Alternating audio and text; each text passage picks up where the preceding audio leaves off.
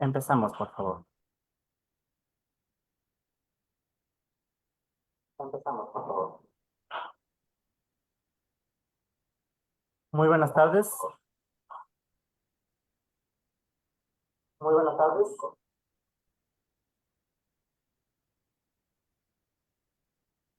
Muy buenas tardes a todas y todos. Gracias por acompañarnos a quienes se van uniendo a través de redes sociales. Damos la bienvenida a nuestras invitadas e invitado, señoras, señores, y a todos quienes nos han citado aquí para conmemorar el Día Internacional de la Mujer Afrodescendiente. El día de hoy, 25 de julio, el Archivo Histórico Nacional, a propósito de esta conmemoración, ha propuesto este conversatorio virtual titulado Presencia de la mujer afrodescendiente en los archivos coloniales. Un encuentro que busca la visibilización de este sector desde los archivos, como un sector subalterno y en lucha desde el periodo colonial. Este evento también se enmarca en el programa cultural Archivo para mis Derechos, con el cual nuestra institución busca posicionar la gestión y servicios de los archivos hacia la ciudadanía, como fuentes para el ejercicio de sus derechos fundamentales y sus derechos humanos. De igual manera, busca posicionar al Archivo Histórico Nacional como fuente de investigación académica y ciudadana, de parte de nuestra directora Alejandra Salazar, quien no nos pudo acompañar hoy por eh, compromisos de orden institucional. Les transmito un cálido saludo y agradecimiento por su presencia hoy aquí. Siendo así, tengo el gusto de presentar al doctor Pablo Minda. Nuestro moderador es actualmente director general de investigación y profesor de Sociología y Cultura y Antropología Cultural en la Universidad Técnica Luis Vargas Torres de Esmeraldas. Es PhD en Estudios Latinoamericanos por la Universidad Andina Simón Bolívar y cuenta con una maestría en Antropología y Cultura por la Universidad Politécnica Salesiana. Además, posee diplomados en innovación educativa en la educación superior, así como en gerencia de gobiernos seccionales. Sobre el ámbito que trataremos el día de hoy, nuestro moderador cuenta con una especialidad en pensamiento afro, latinoamericano y caribeño, con investigaciones dirigidas hacia temas como la tierra, territorio, ancestralidad y medio ambiente, cultura, memoria, patrimonio e identidad, extractivismo, violencia y comunidades afrodescendientes, desigualdad, racismo y cambio climático. Gracias por acompañarnos, doctor. Adelante. Muchas gracias, muy buenas tardes a todos y a todas. Buenas tardes a nuestras panelistas. Quiero agradecerle al Archivo Histórico por esta invitación que me honra y decir también que este día reviste trascendental importancia para la comunidad afrodescendiente, pero particularmente para las mujeres de nuestro pueblo, valga la redundancia, afrodescendiente y afroecuatoriano en particular. El día de hoy trataremos un tema de vital importancia, es mirar cómo las mujeres, hombres y mujeres, pero básicamente las mujeres están representados, cómo su memoria, sus luchas, su performance están recogidos en el Archivo Nacional. Y para eso nos acompañarán tres importantísimas investigadoras y trabajadoras de esta temática. En primer lugar, nos acompañará la abogada María Verónica Ceballos. Ella es maestrante de Políticas Públicas en Flaxo Ecuador, presidenta de la Asociación Grupo de Pensamiento Afrodescendiente, vocera de la Coalición Ciudadana de Organizaciones Sociales del Ecuador, coordinadora general de la ONG Afropoderosas Ecuador y representante al Pleno del Consejo Consultivo del Pueblo Ecuatoriano y Montuyo del Distrito Metropolitano de Quito. Por otro lado, nos acompaña me regalan un minuto. Por otro lado, nos acompaña la doctora Rocío Rueda Novoa. Ella es doctora en Historia por la Universidad Andina Simón Bolívar, sede Ecuador, docente de la misma universidad y de otras instituciones de educación superior del país. Sus investigaciones se orientan al estudio de las comunidades afrodescendientes durante el periodo colonial y la independencia en el Ecuador. Es autora de los libros Zambaje y Autonomía, la historia de la gente negra de Esmeraldas, siglos XVIII y XIX, y de esclavizados a comuneros, construcción de la etnicidad negra de Esmeraldas, siglos XVIII y XIX también.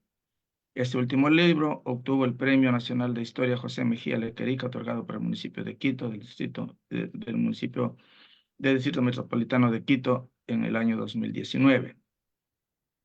La doctora Rueda ha publicado artículos especializados en revistas nacionales e internacionales y ha asistido como ponente a varios congresos de Historia del Ecuador y de Latinoamérica. Bienvenida, doctora Rueda. Y finalmente nos acompaña Alison Pavón Tadeo, que es una mujer negra, así se presenta ella, es una mujer negra afroecuatoriana. Ella es licenciada en antropología, es investigadora del proyecto de investigación sobre los sitios de memoria en el territorio ancestral del Valle del Chota, La Concepción y Salinas. Patrimonialización y salvaguarda. Sus temas de interés giran en torno a la diáspora africana en Ecuador, específicamente construcción de identidades, cimarronaje y resistencia en el territorio ancestral afrochoteño, palenques urbanos, investigación de archivo y movilidad humana, entre otros. Actualmente trabaja en el Centro de Investigación de Estudios de África y Afroamérica de la Universidad Intercultural de las Nacionalidades y Pueblos Indígenas, Amaya Huasi. Bienvenidas y bienvenidas nuevamente a las tres ponentes. Cada una de las ponentes dispondrá de 15 minutos para hacer su intervención y luego tendremos un espacio de 10 de 10 minutos para preguntas y respuestas. Estas preguntas vendrán directamente del público y serán recogidos por nuestro presentador del archivo histórico. Con estos antecedentes, entonces, nuevamente agradeciéndoles a todos y a todas por su asistencia a este importantísimo acto. Le damos la palabra a la abogada María Verónica Ceballos para que nos haga su intervención. Adelante, abogada, y cuenta con 15 minutos para su ponencia. ¿Cómo están? Muy buenas tardes, mucho gusto. Para mí realmente es un placer y un honor estar aquí. Lo que vamos a hacer hoy día aquí es un poco hablar de cómo la mujer afroecuatoriana ha sido invisibilizada a lo largo de la historia. Si bien es cierto, hay unos rezagos históricos donde tratan de mostrar a las mujeres en la construcción del Estado-Nación.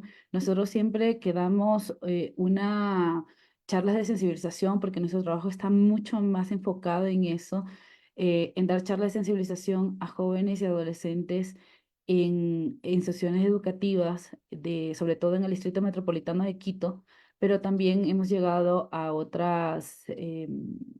a otras ciudades y siempre nos hacemos una pregunta, y la pregunta es, ¿somos parte de este estado, somos parte de esa nación? Y siempre se muestra una foto que voy a permitirme mostrarles ahora. Y lo que buscamos con esta foto es que los estudiantes traten de identificar o tan solo decir, bueno, quiénes son ellos, ¿no? Y hacemos otra contraparte con otra foto de normalmente de los personajes que siempre están en los textos de historias, que siempre están, que son parte como que fundamental de la historia del Ecuador. Y también mostramos esta foto. También hay otro que es como que están también hombres y mujeres, pero justamente esta foto la mostramos para ver cuánto saben. Nuestras charlas de sensibilización no solamente están enfocadas en los estudiantes, sino que también participan de ellos los docentes. Normalmente son docentes de estudios sociales, de literatura, de historia nacional, pero casi nunca alguien conoce, ¿no? Entonces, es muy importante también hacernos esa pregunta, ¿realmente las mujeres afrodescendientes, las mujeres y los hombres afrodescendientes son parte de este Estado-nación? Y todos dicen sí, pero una vez que nosotros les preguntamos, bueno, ¿quiénes son ellos? ¿Alguna de ustedes han conocido en uno de sus textos están? Pues nadie los reconoce, ¿no? Y no así con otras figuras como Manuela Sáenz, como Eugenio Espejo o como Manuel Espejo, así mismo que son como que a la primera y todos dicen, ah, es tal, ¿no? Entonces, creo que es muy importante también entender, y justo aquí es esta impronta de llevar, bueno, ¿y quiénes son estas mujeres, no? ¿Quiénes son y por qué son tan relevantes para la historia?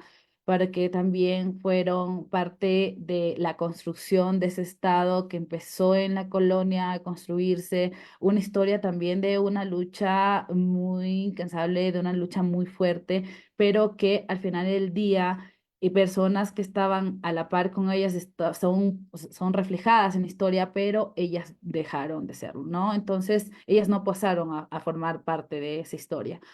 Eh, Voy a empezar como que desde izquierda a derecha, como yo lo veo. La primera persona que estoy viendo, que estamos viendo aquí, es un personaje que ha sido como que muy representativo, por así decirlo, dentro de la historia de la población afroecuatoriana. Y ella es María Tránsito Sorrosa, ¿no? Ella se desenvolvió en su vida en el siglo XVII y fue una mujer que era una sabia partera y conocida como las manos de seda, tanto que decían que la aristocracia guayaquileña, o sea, la mayoría de ellas fueron nacidas por medio de esta mujer, ¿no? Entonces, ella compra su libertad en 1646 gracias a su saber, su trabajo y también pues porque dedicó toda su vida a ayudar a las mujeres de todas las condiciones sociales, ¿no? Entonces, con el dinero que ella hizo y con el fruto de su trabajo, pues, y como comadrona también pudo comprar la libertad. Al final del día, este tipo de historia es muy somera, es muy poco lo que nosotros sabemos, es muy poco lo que nosotros podemos recabar, ¿no?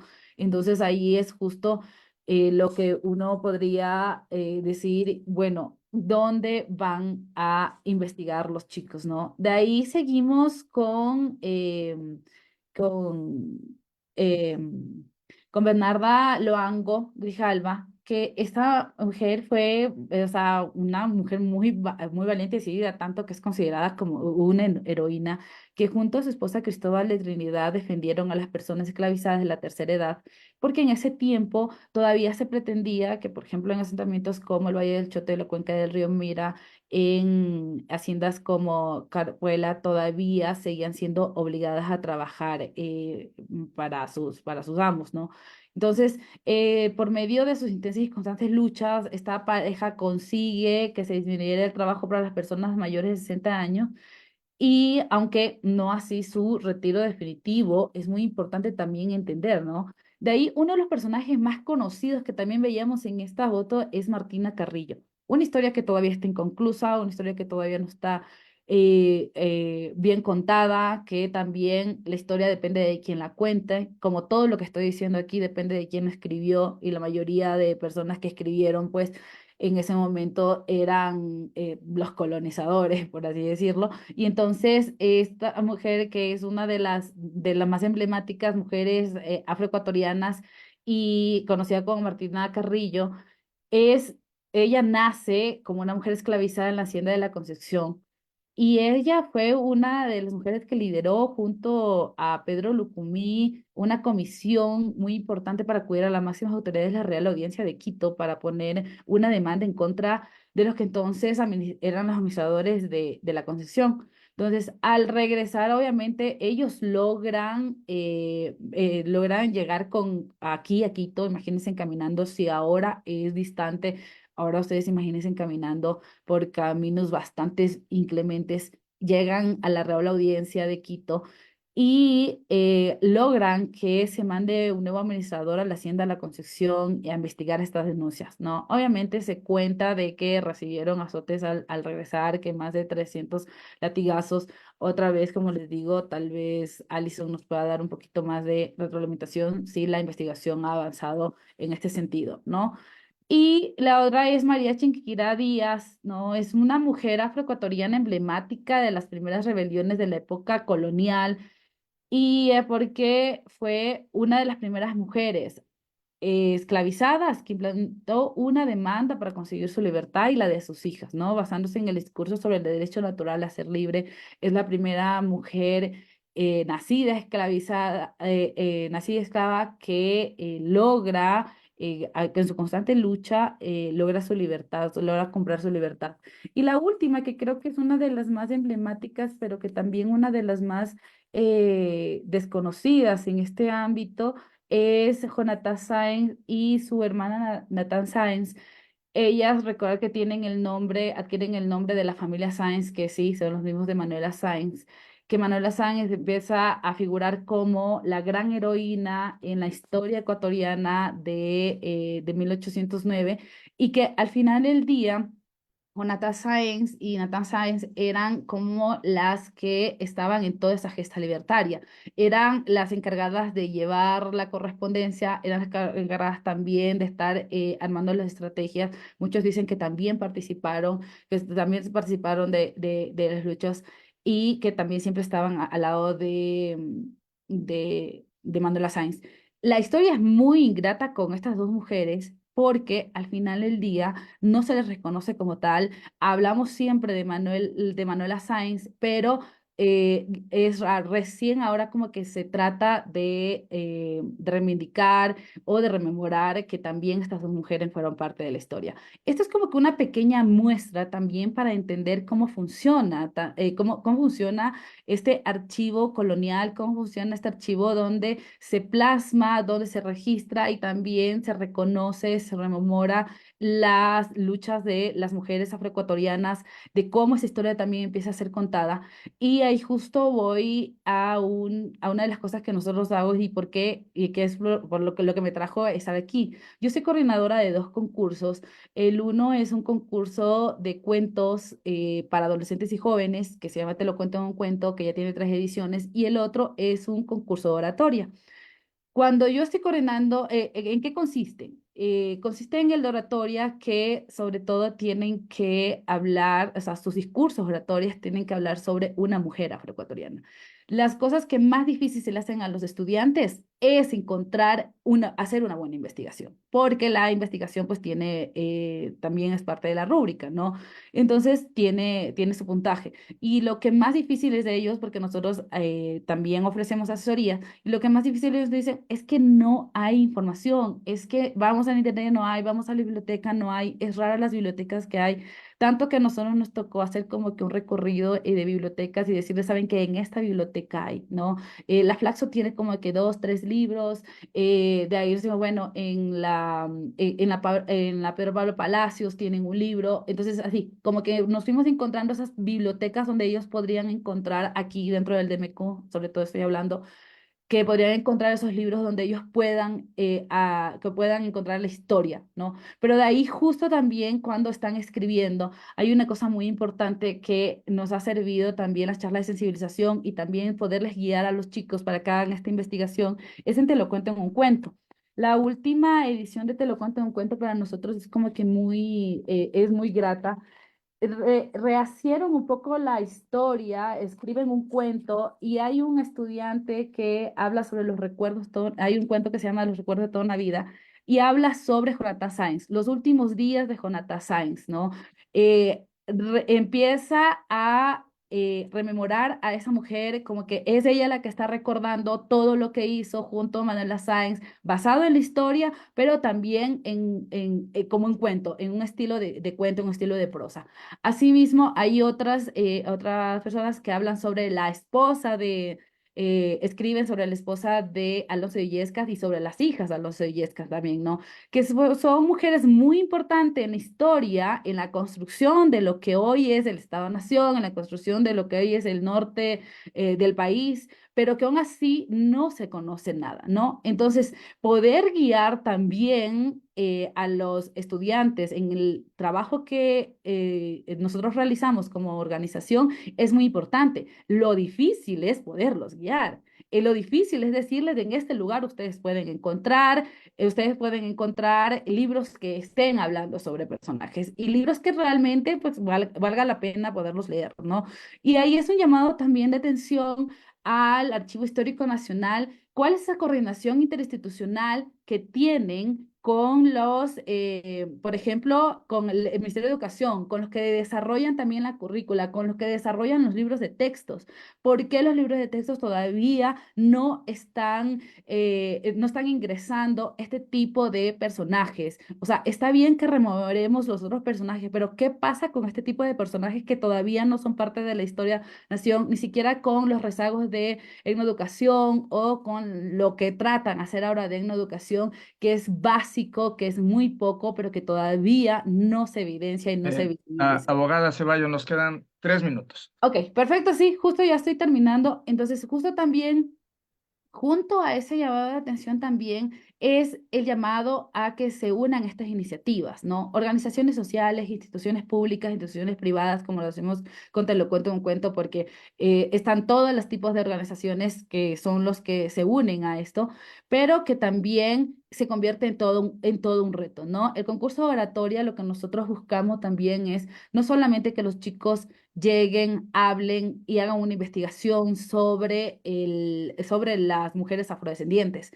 y que exponga. Lo que nosotros queremos también, juntamos esto con charlas de sensibilización, de nosotros también les mostramos quiénes son las mujeres afrodescendientes, cuáles han sido sus luchas, dónde están, dónde han estado, quiénes eran y por qué han sido invisibilizadas en estos espacios, en la historia. Es una de las cosas que todavía tenemos que empezarnos a responder. Y es una de las cosas que todavía es la gran deuda que tiene el Estado de empezar a plasmar esa historia no contada de todas esas mujeres, de todos esos hombres que han sido parte de la construcción del Estado-Nación, pero que al final del día muy poco queda evidenciada en los libros de textos y en las investigaciones. Eso más, muchas gracias.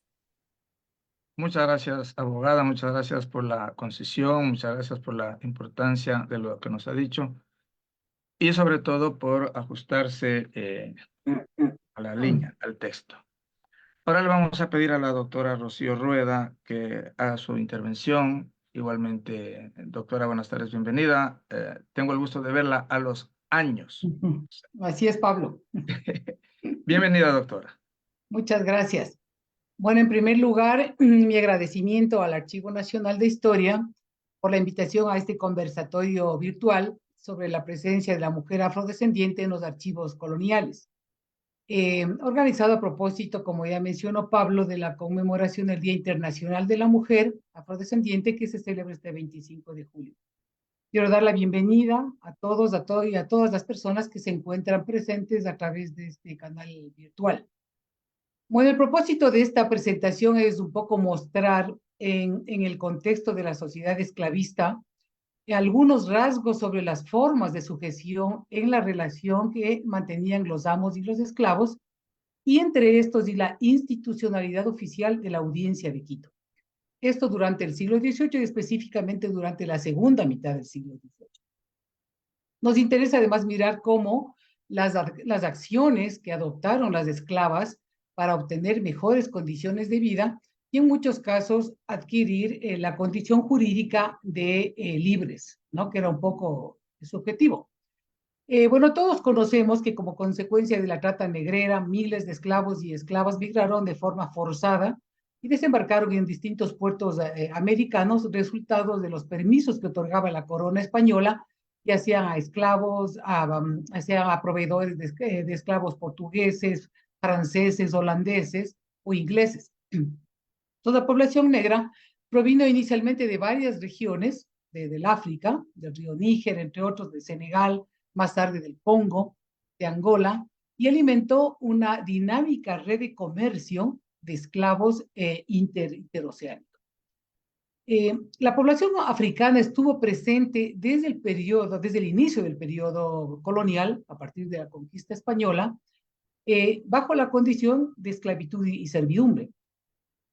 Los esclavos domésticos generalmente aparecen de forma muy temprana porque este era un símbolo de estatus en España durante el siglo XVI, por lo tanto fueron requeridos por las élites europeas que se asentaron inicialmente en los Andes.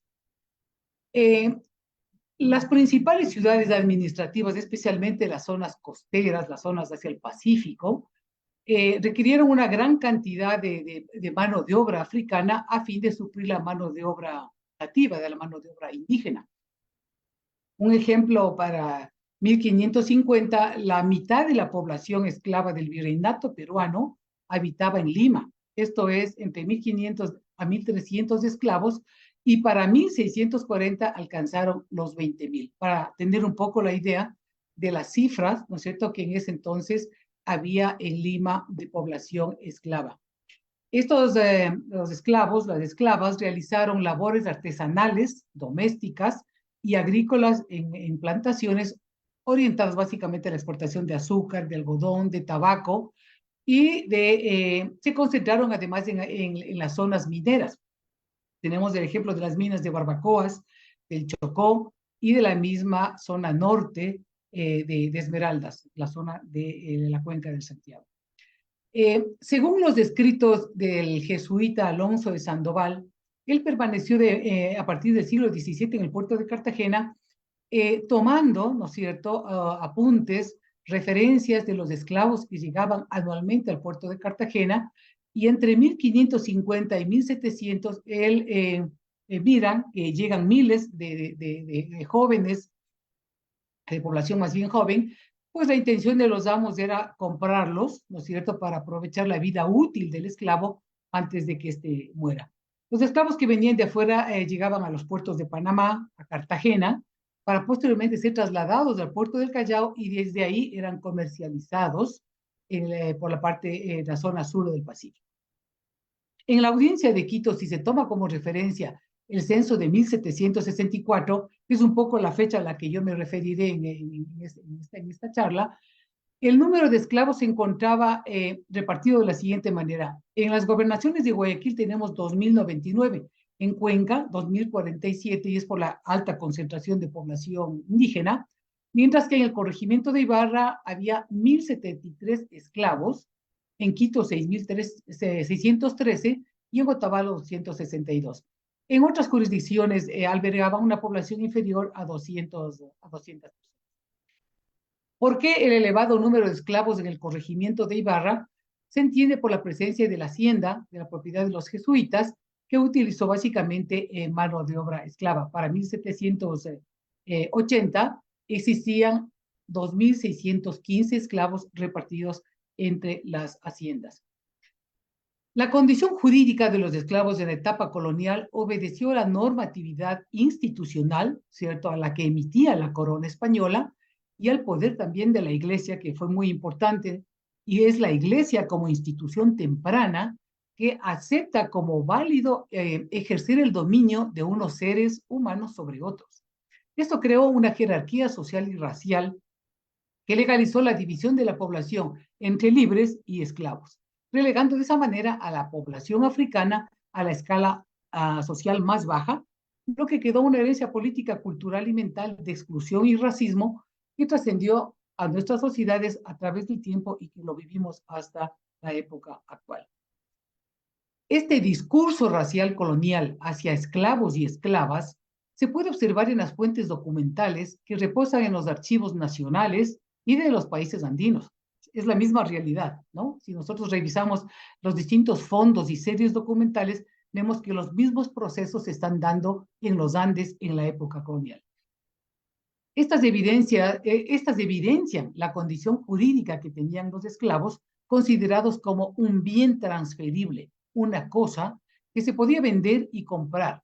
Al respecto, existen juicios, múltiples juicios, o reclamos debido a que el bien comprado no cumplía con las características detalladas en el contrato, por lo que se solicitaba la anulación de la venta.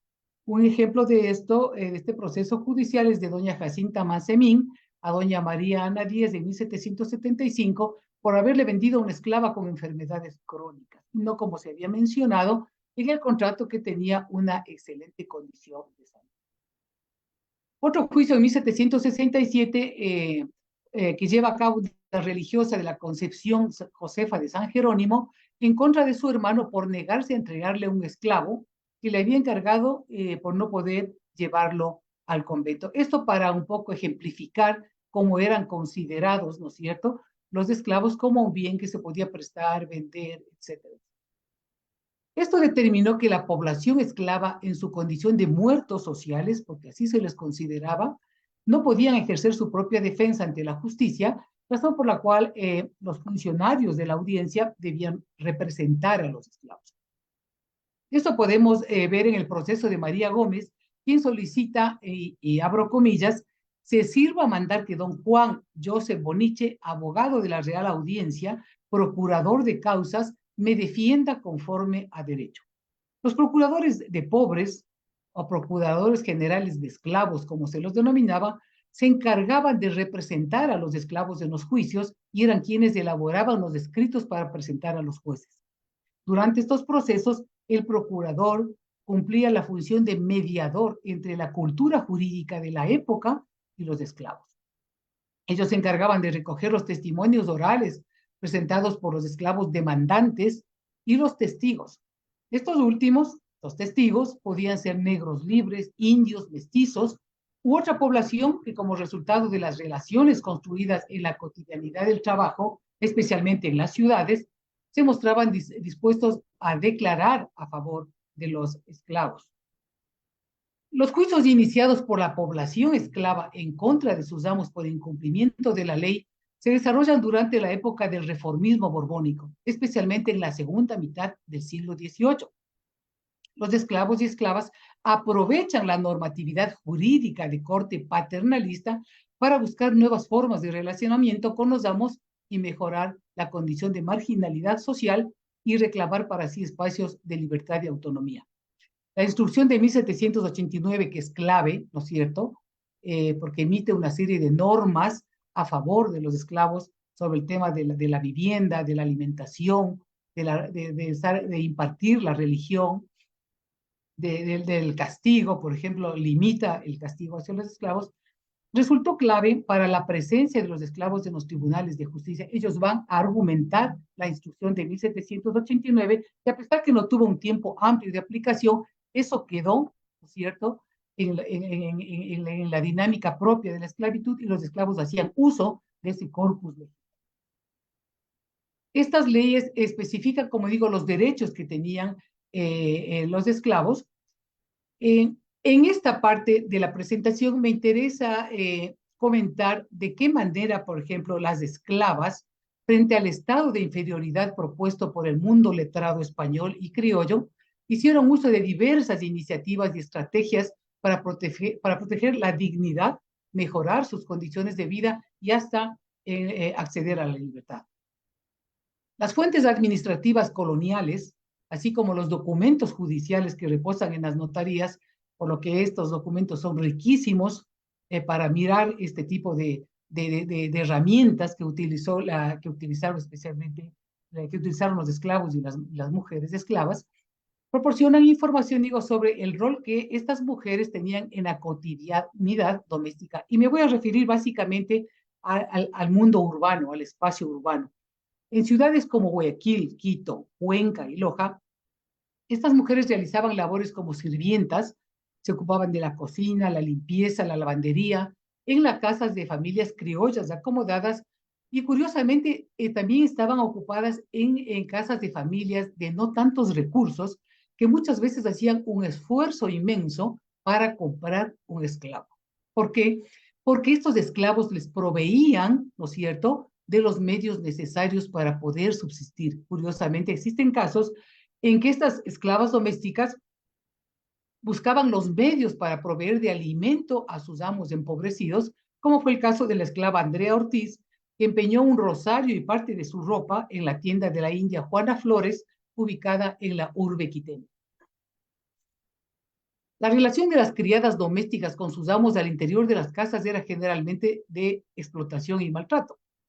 Según una esclava, Manuela Navarro, de 60 años, señala que además de realizar labores en la cocina y el aderezo de la ropa, el cuidado de la ropa, para varios amos debía trasladarse a sus haciendas en donde el clima no era favorable para su salud. Muchas veces los hacendatarios tenían esclavos en sus haciendas y les movilizaban a la ciudad, por ejemplo, para el trabajo doméstico y retornaban nuevamente a sus haciendas. Pues frente a los reclamos de la esclava ante la justicia, su amo le tildó de ociosa y hasta borracha, pero la solidez de los argumentos jurídicos presentados en este proceso sirvieron para que el juez autorice la compra de su libertad y se le emita la carta de libertad. Una de las formas de manumisión a que las esclavas podían acceder fue la denominada manumisión graciosa, así se denomina, que consistía en otorgarles la libertad por fidelidad y agradecimiento sin el requerimiento de una compensación económica para el amo, ¿cierto?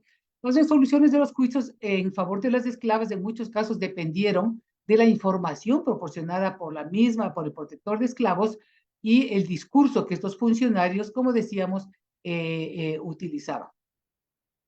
En Cuenca, por ejemplo, Sebastiana de San Pablo, religiosa de velo negro y provisora del monasterio de las monjas de la Limpia Concepción, contó para su servicio con la esclava Petrona Céspedes que en agradecimiento era su deseo otorgarle la libertad. Con la muerte de su ama, la esclava solicita que se cumpla el deseo de la fallecida. ¿Ya? Algunas esclavas iniciaron relaciones de afecto con los amos con el fin de obtener ciertos beneficios como un mejor trato, mejor vestimenta, alimentación y a futuro lograr la liberación de sus hijos que generalmente lo tenían con los mismos amos. En el examen de los registros judiciales se encuentra información con respecto a que las relaciones amorosas amo-esclavos generalmente se dieron de mutuo consentimiento y como resultado, como acabo de señalar, tenían varios hijos. Según la esclava María del Carmen Mancay, su relación duró 11 años con su amo. Mientras tanto, la esclava Gertrudis Avilés accedió a tener una relación debido a la continua insistencia del amo y con el fin de evitar los castigos y ante la promesa de otorgarle la libertad. Nos quedan 3 minutos, doctora Rueda. Okay. Lo presentado por las esclavas no fue suficiente para tomar una resolución a su favor y se las obligó a continuar en casa de sus amos.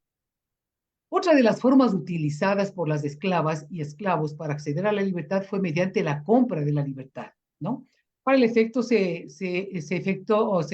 realizaba la tasación del esclavo. Eso significa cuál es el valor del esclavo. Y entre comillas se denominaba el precio justo, cosa que no era así, ¿no es cierto? De esta práctica, por ejemplo, da cuenta la solicitud realizada en 1770 por María de las Nieves de Espinosa, señalando que no se acepte el valor de 400 pesos fijados por su ama, doña Juana Suassi, porque su ama la compró apenas a 150 pesos.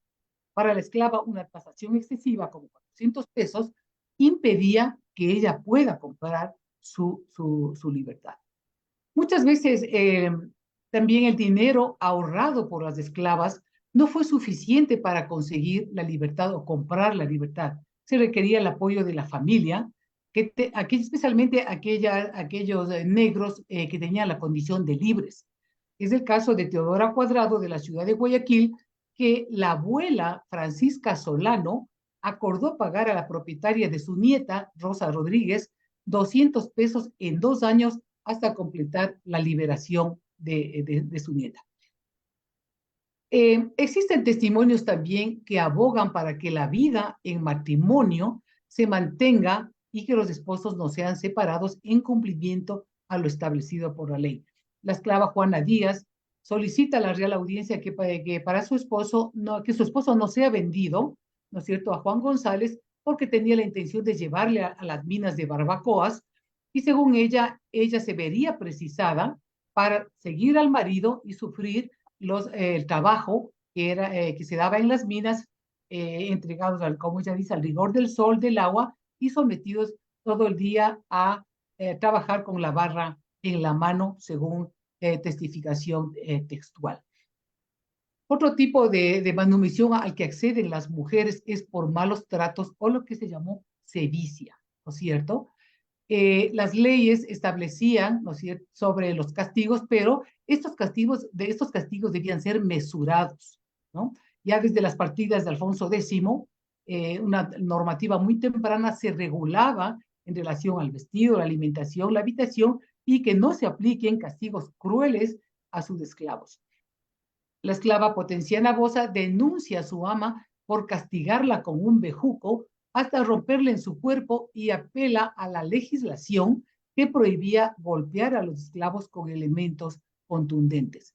Hay otro expediente judicial que contiene el proceso de Catalina Cortés, realizado en Cuenca en 1734 en contra de su amo, que señala que la esclava acudió a la justicia debido a los excesivos castigos impartidos por sus amos, los cuales podían llevarle hasta la muerte.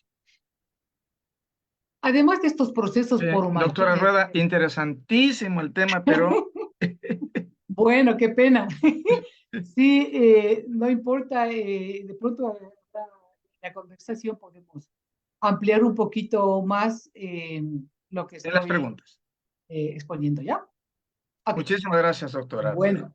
Eh, Muy interesantísimo este recorrido Ujú. que nos ha hecho la doctora Rueda por los archivos, mirando cómo ya nuestras ancestras podían hacer uso del conocimiento de la ley para forzar al sistema para que se cumplan los pocos derechos que tenían, comprar su propia libertad y hacer un ejercicio desde ahí del poquísimo poder que tenían para recabar la dignidad humana. Esto dista muchísimo de la forma en que la sociedad nacional, la sociedad colonial, poscolonial y republicana ya hasta ahora refleja el carácter y el comportamiento de nuestras mujeres afrodescendientes. Esto de nuestras no tiene nada, ningún adjetivo posesivo, sino de pertenencia.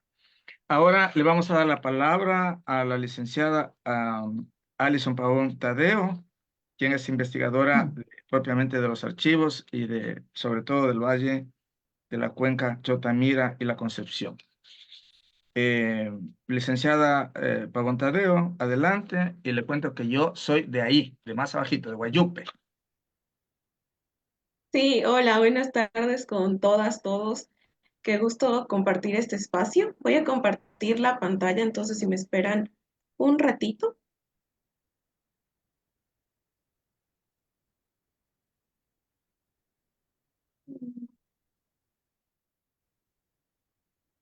Bien. ¿Me confirman si ahí se ve? Sí, sí se A ve. ver, esperen un ratito.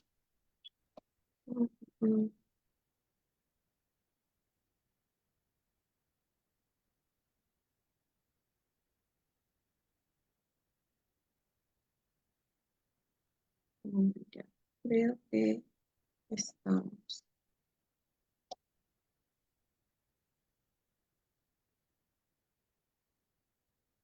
Perfecto. Bueno, reitero mi agradecimiento por estar en este espacio. Y bueno, el título de mi presentación es Llenando los vacíos históricos, Martina, María, Ignacia e Irene, que para mí es todo un honor y una experiencia súper surreal poder hablar de estas mujeres potentes hoy desde mi posición como una mujer afrodescendiente en la academia, cuando estas mujeres hicieron un papel fundamental en reclamar mis derechos, sus derechos que hoy son los míos y que me permiten habitar en este espacio. Brevemente, igual agradezco a quienes me antecedieron la palabra, que ya hicieron un gran recorrido y que me dan un gran paraguas para un poco irme saltando los antecedentes y para ir directo a lo que nos convoca. Pero a breve rasgos lo que quiero hablar sobre en esta tarde es primero sobre la relevancia de las mujeres afrodescendientes en la historia y abordarlo principalmente en un estudio de casos sobre María, Martina, Ignacia, Irene, que creo que la gran mayoría debe conocer, especialmente a Martina Carrillo, pero justamente quiero en esta presentación un poco ampliar la información que tenemos sobre estas mujeres y también traer nuevos puntos críticos y analíticos para pensar su historia y por lo tanto también su vigencia en la actualidad.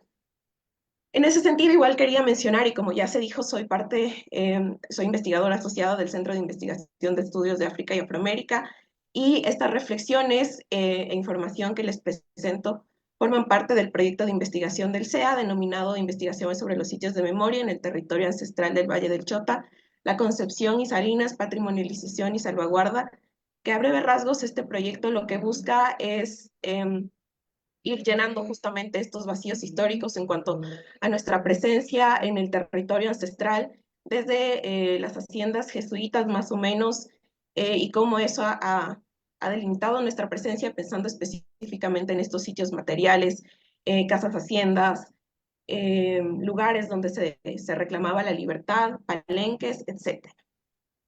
En ese sentido, desde donde se ancla esta presentación es justamente el racismo historiográfico y el derecho a la historia. Históricamente a nosotros como pueblo afrodescendiente, afroecuatoriano y especialmente a las mujeres afrodescendientes, se nos ha negado el derecho a la historia, es decir, a poder hablar desde nuestras voces, nuestras narrativas y contar nuestras terminologías específicas con las que nos denominamos a nosotras mismas. No nos pensamos como mujeres esclavas, sino como mujeres cimarronas que estuvimos activamente y seguimos luchando por la libertad. Y justamente este racismo ha buscado un poco encadenar nuestras mentes y distorsionar nuestra identidad e historia, que también se ha constituido como una forma de violentarnos e invisibilizar el derecho que tenemos a la autonarración. En ese sentido, nos tomamos este espacio o muchos más espacios para reescribir la historia y contarla desde nuestras voces. En ese sentido, es relevante mencionar que hemos construido esta nación en nuestras espaldas. El producto de este Estado-nación moderno es gracias a la vida de personas afrodescendientes, africanos y sus descendientes que se asentaron en lo que hoy conocemos como Ecuador y que en sus espaldas cargaron el sistema esclavista de acumulación de recursos que solo servía para enriquecer a los esclavizadores, mientras nosotros seguíamos buscando nuevas condiciones de vida y el reconocimiento de nuestros derechos. En ese sentido, quiero ya anclar más pensando en las mujeres como actoras activas y participativas en la construcción de la historia. Y cito a mi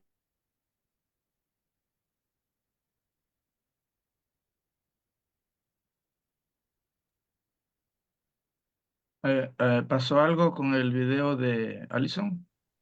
¿Ahí, Alison? sí, Ya. sí, ¿se me escucha? Sí, ahora sí. Ya, perfecto. Entonces les mencionaba que, bueno, esto es parte de un extracto de un artículo que escribimos con nuestras compañeras del CEA, Caterina, Génesis y mi persona.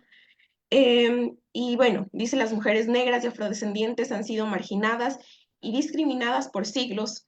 La esclavización, el racismo y el machismo han contribuido ampliamente a esta exclusión, que ha limitado la participación de las mujeres negras y afrodescendientes para narrar desde sus voces las historias de la diáspora africana y contribuir al reconocimiento histórico del pueblo afroecuatoriano.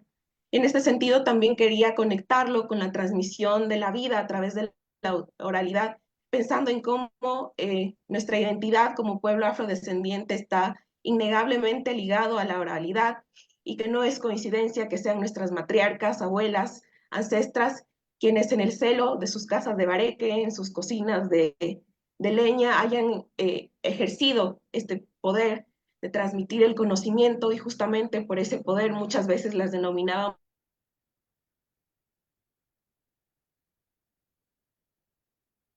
el temor. Entonces, también lo quería anclar con eso.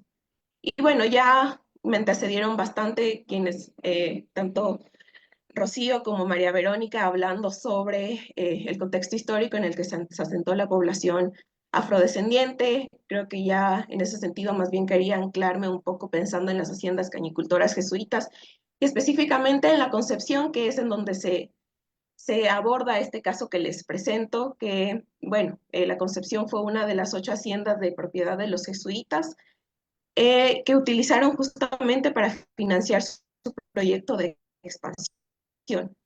Más o menos para 1767 los jesuitas son expulsados,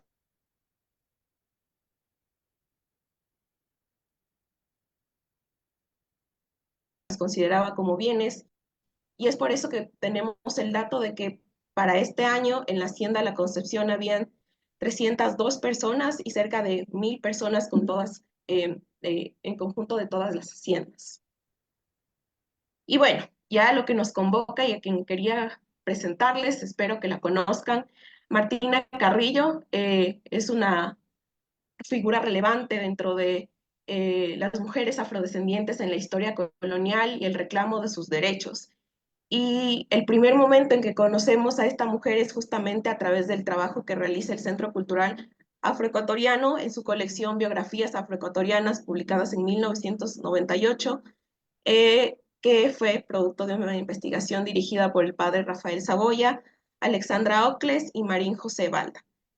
Sin embargo, estamos hablando de que, ya hablaré más adelante, pero el reclamo de Martina Carrillo ocurrió en 1778 y recién tenemos una documentación del mismo en 1998, es decir, estamos hablando 220 años después de que esto ocurriera, es que nosotros como pueblo afrodescendiente tenemos acceso a esta historia.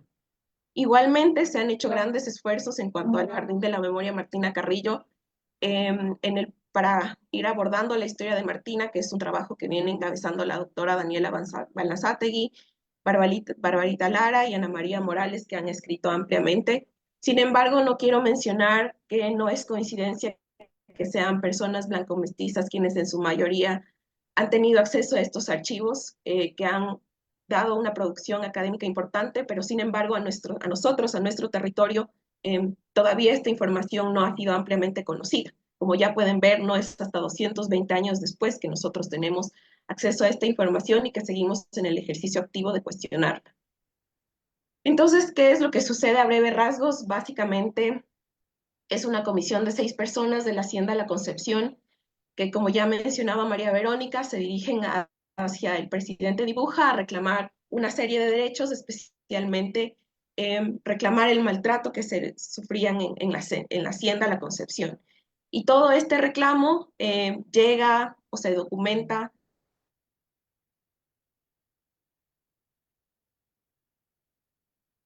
Sin embargo, en el archivo se habla principalmente de Pedro Lucumí, que se dice quien encabeza esta comisión de 6 personas. Sin embargo, como ya les mencionaba, se hizo este trabajo del Centro Cultural Afroecuatoriano en el que se pone en la palestra principal a Martina Carrillo y por lo tanto el rol de las mujeres en reclamar activamente sus derechos.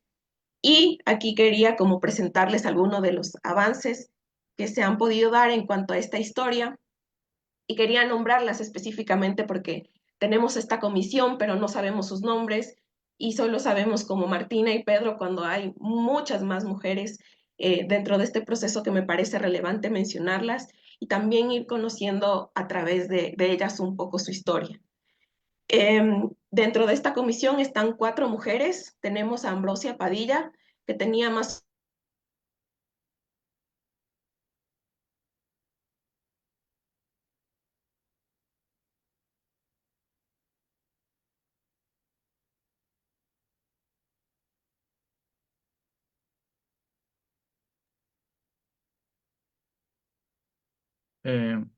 Hay un problema, se congeló. una relación consentida, fueron otro tipo de dinámicas que pueden ocurrir dentro de la misma. A su vez, Ambrosia era madre de su denuncia, la misma se queda viuda. Entonces estamos hablando que además de este trabajo de cimarronaje, también tenía un trabajo de cuidado excepcional y que también le significó un trabajo de por sí.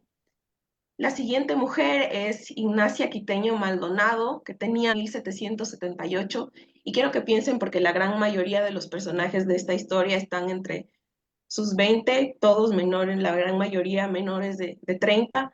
Entonces estamos hablando de jóvenes que toman en sus manos el derecho de reclamar los derechos no solo de sí mismos, pero de toda la población.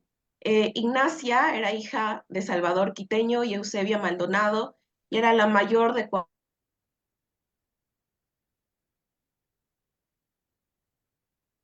a quien más conocemos, que con esta denuncia en 1778 probablemente tenía 22 años. Martina era hija de Rosa Guerrero, una mujer viuda que más o menos a sus 60 años estaba trabajando probablemente en la hacienda, y Martina era la mayor de 3 hermanos que tal vez les puede sonar. Ella era hermana de Francisco Carrillo, quien también hizo un proceso de demanda jurídica súper relevante. Y por último tenemos a Irene, bueno, Irene.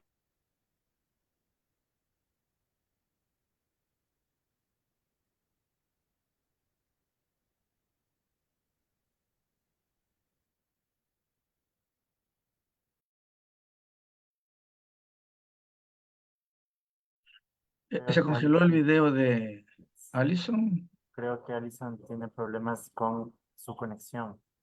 4 mujeres jóvenes bogando por sus derechos, caminando juntas y sin embargo su historia se ha visto invisibilizada. Perdón, ¿me confirma si es que se me está oyendo? Creo que tengo problemas con el internet. Parecería que sí, pero ahora se le escucha bien, sí. Ya, perfecto. Entonces les mencionaba que justamente tenemos estas 4 mujeres y sin embargo el archivo y la historia solo nos habla de Pedro Lucumí. Parece que las acciones de estas mujeres se ven invisibilizadas, que si bien no podemos desacreditar la acción de Pedro y Antonio Chalá, que son quienes las acompañaban, su historia y su presencia se ve invisibilizada por estos personajes.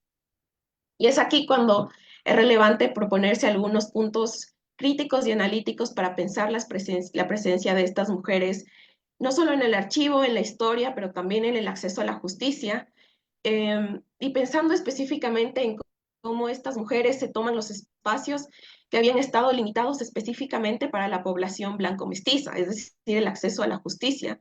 Y si bien la ley reconocía el derecho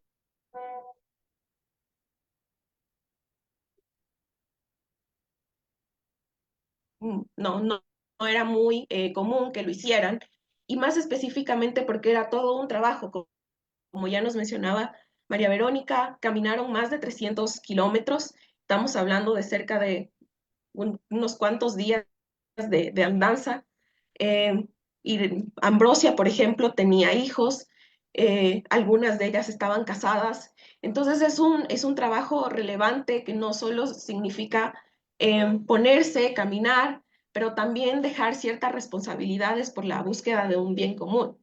A su vez, quiero mencionar que la justicia no era el único mecanismo por el cual las mujeres afrodescendientes buscaban que se les reconozca su humanidad. Muchas de ellas huían a los palenques, algunas de ellas incluso dejaban regalando a sus hijos, negándose a que ellos puedan seguir alimentando este sistema esclavista y muchas otras formas más de resistir dentro de este sistema.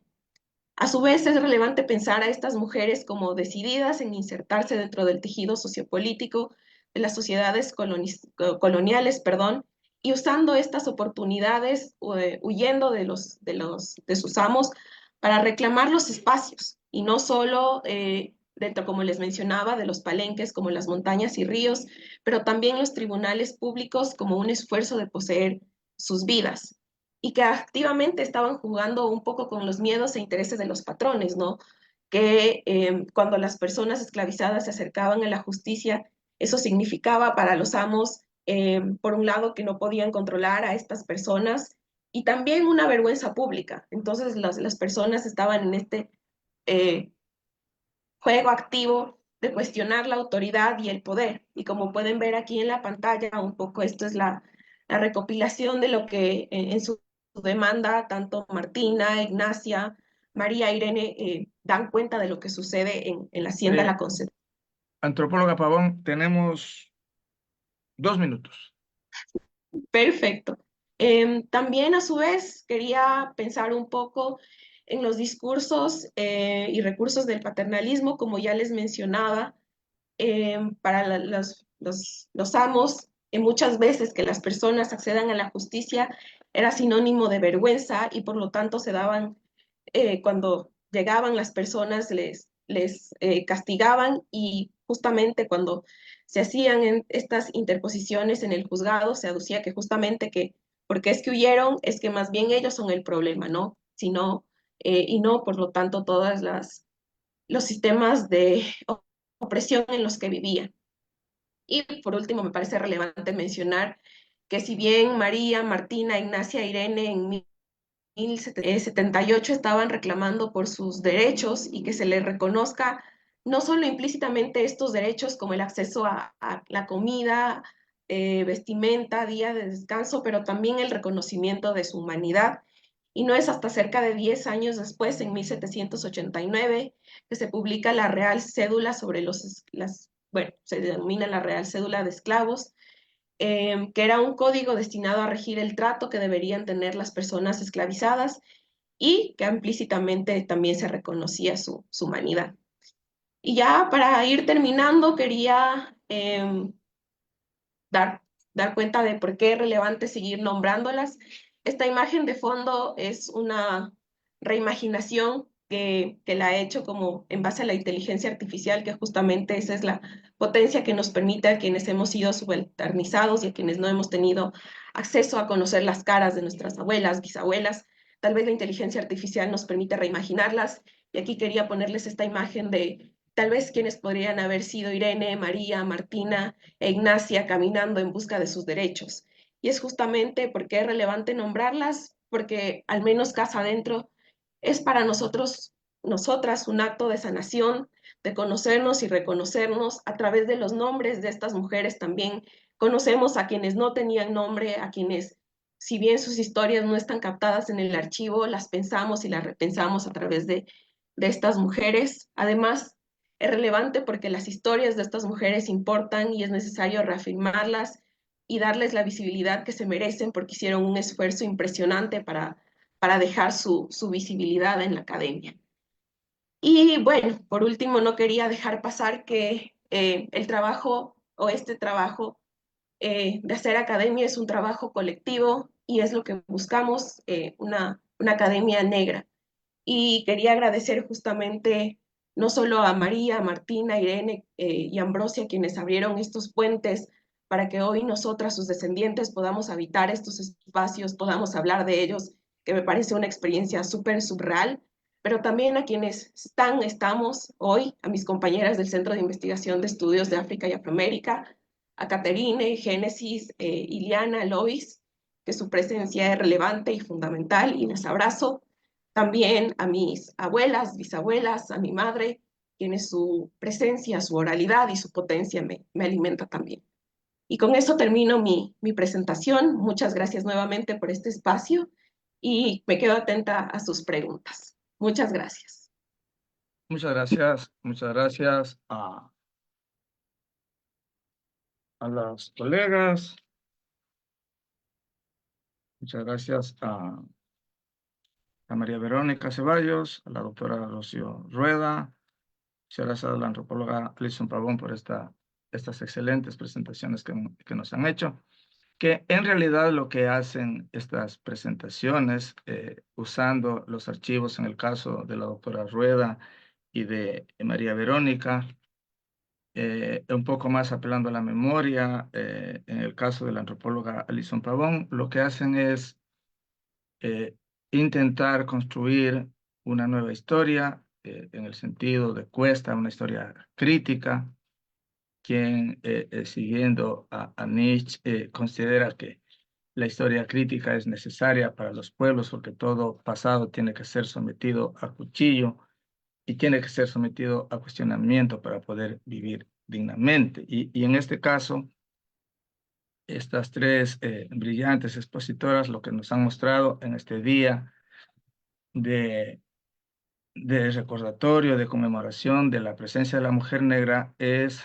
mostrarnos como más allá de una narrativa colonial, poscolonial, cómo estas mujeres lucharon y se esforzaron en la lucha por construir para sí y para sus descendientes un sistema humano. Hay que decir una cosa, que la esclavitud, hace 15 días de un curso sobre África y africanía a los profesores de la universidad de acá. Entonces una de las cosas que les decía es que nosotros tenemos que pensar siempre que, que la esclavización, la esclavitud no se dio en el aire. La esclavitud se dio justo en el momento que surgía la modernidad occidental y que surgía el capitalismo.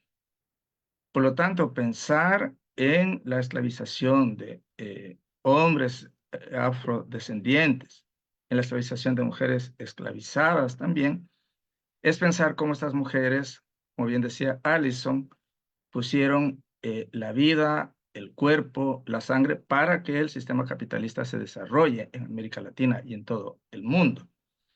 Y de otro lado, como han dicho también las colegas, estas mujeres han sido las que también en su momento lucharon para que ese sistema oprobioso se termine. Así que muchísimas gracias a las tres por traernos esta cosa que para nosotros como afrodescendientes es dolorosa, pero tenemos que hacer el esfuerzo por entender nuestra historia para cambiarla.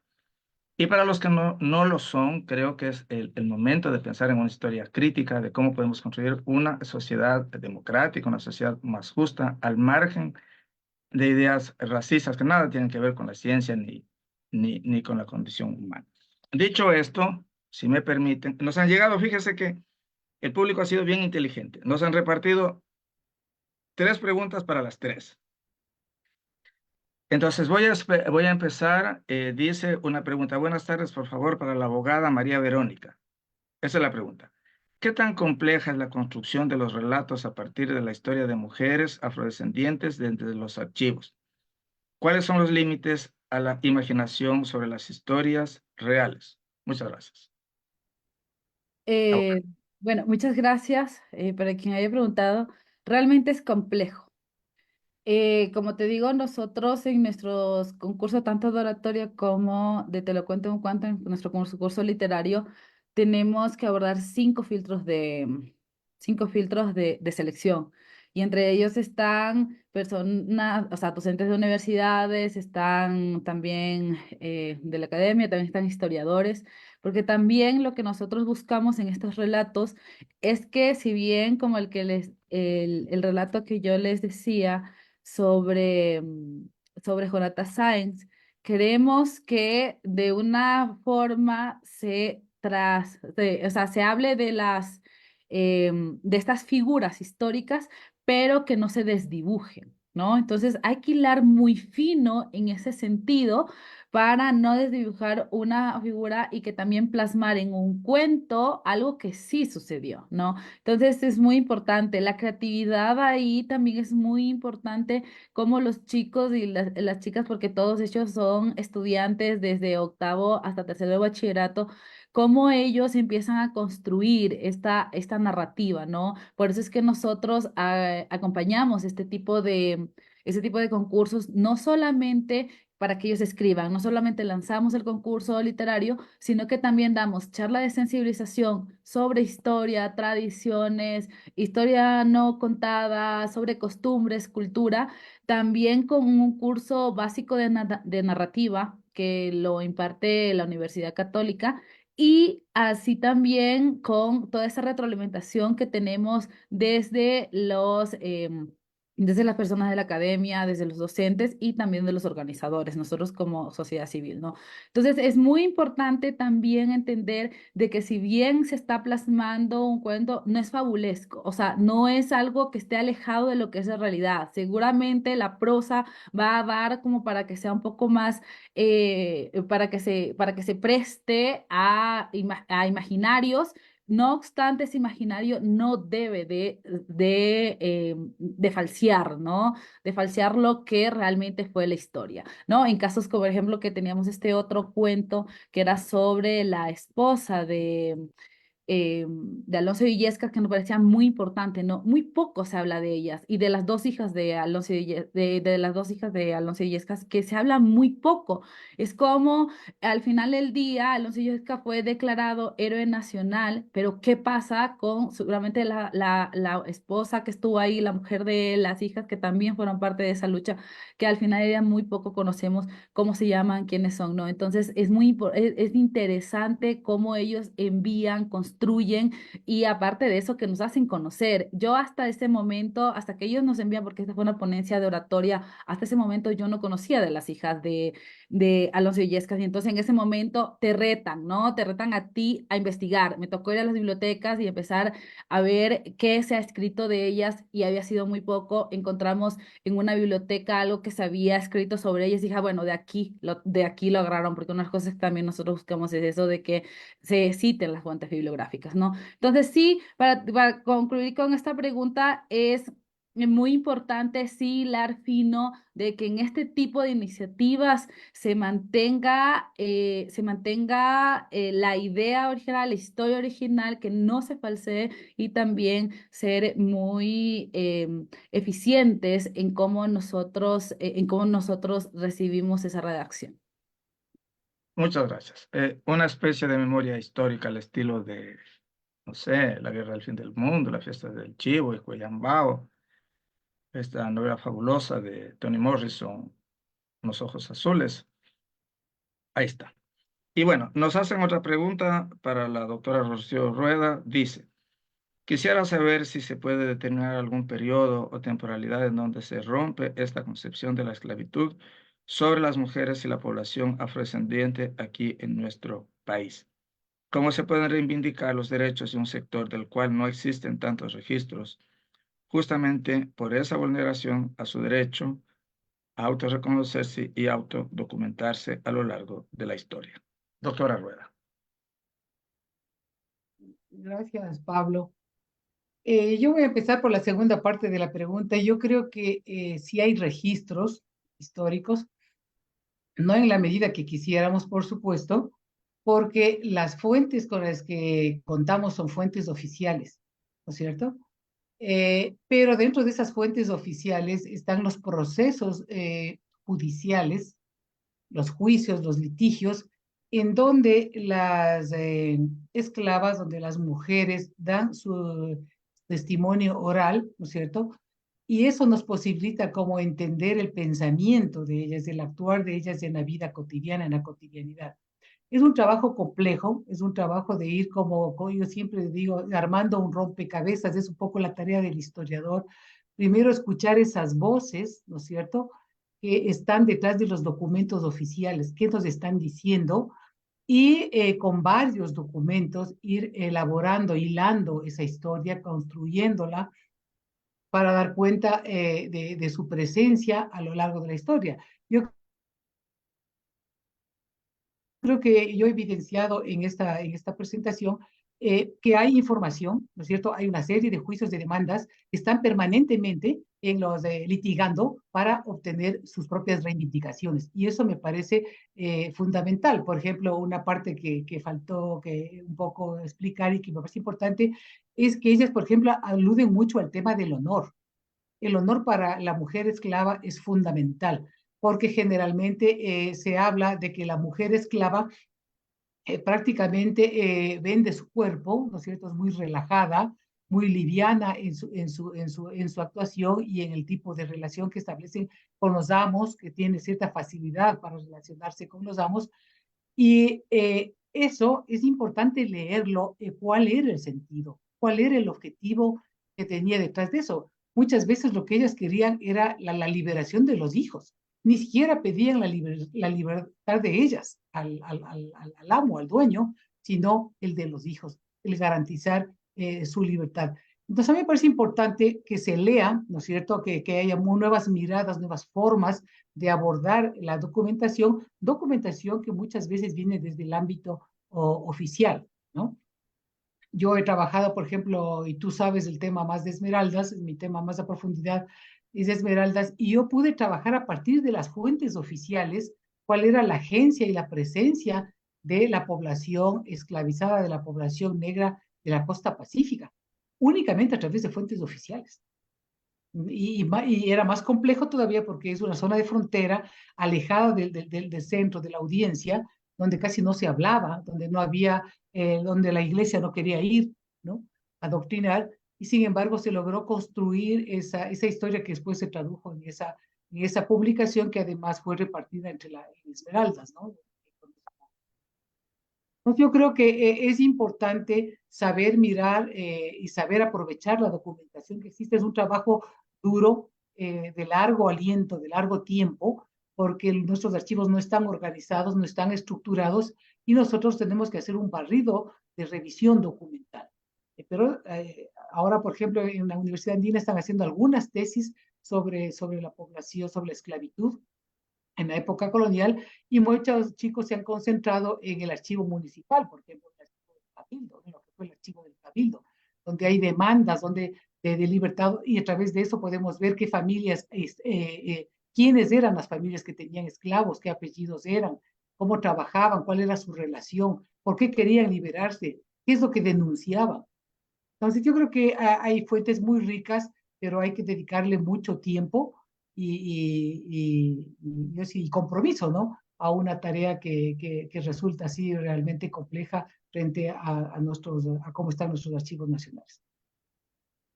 Muchas gracias, doctora Rocío. Y nos preguntan para nuestra antropóloga Alison, Eh,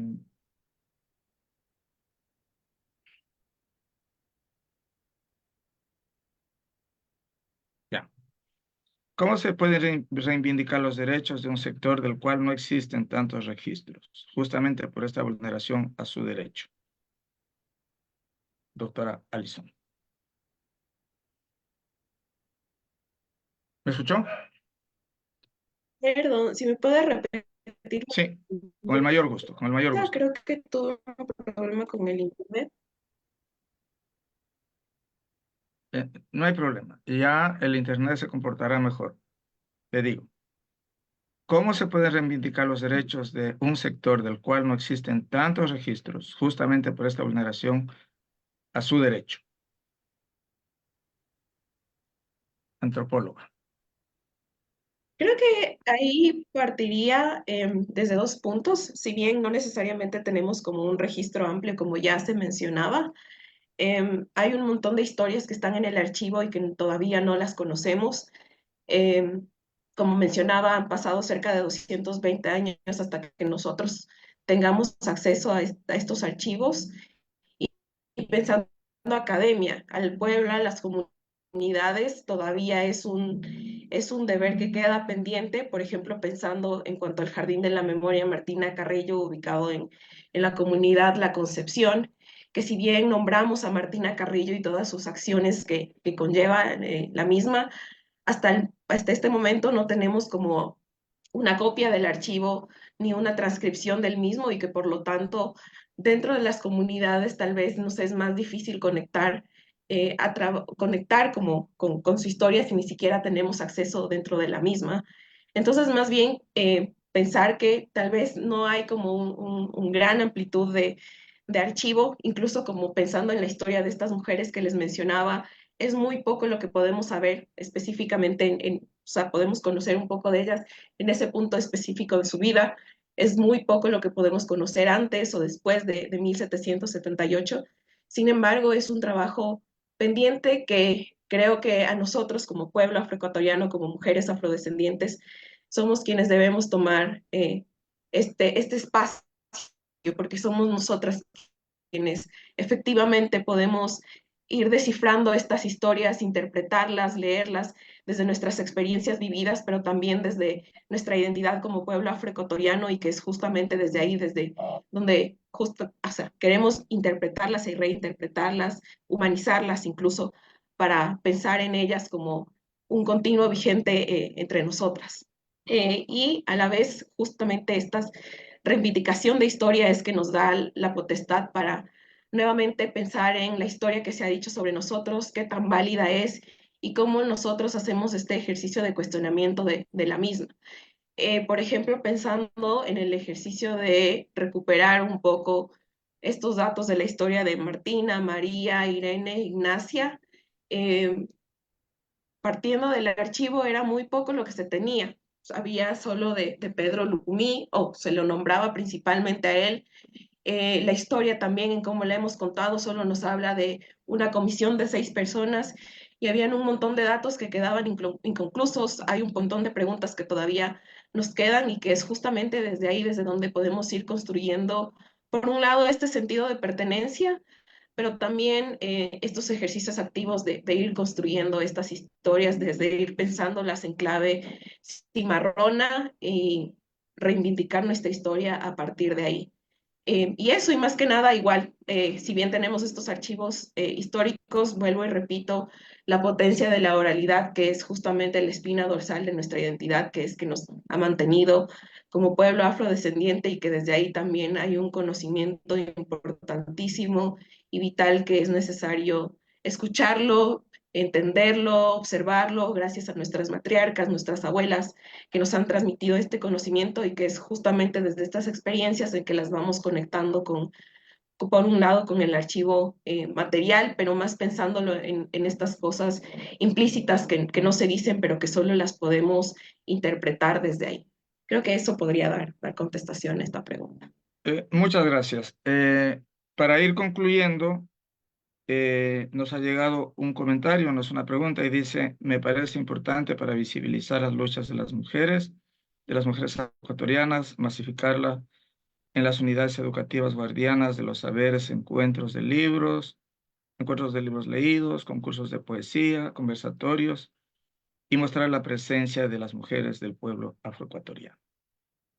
Para concluir, yo tendría un último comentario, y es justamente de lo que han dicho ustedes. Hace falta un mayor trabajo con mayor amplitud y mayor profundidad de los archivos. Un nuevo enfoque de la historia se hace necesario, y hay, bueno, Eric Hobsbawm trabajó todo esto que se llama historia de bandidos, por ejemplo. Epi Thompson, la historia desde abajo. Bell Hooks, esta norteamericana brillante que trabajó sobre el tema, y ella se hace una pregunta y hay un libro sobre eso. La traducción al español sería "Soy una mujer", o sea, en portugués está "Eu soy una mujer negra". Entonces, de mi parte, quiero agradecerle al Archivo Nacional por haberme concedido la honra de moderar este importantísimo evento, poder conversar con tres mujeres realmente excepcionales. Y muchísimas gracias a todos, muchas gracias nuevamente al archivo por habernos invitado. Y le dejo en las palabras finales del evento ¿cómo se llama? A Jonathan. Muchísimas gracias por su moderación, doctor Pablo.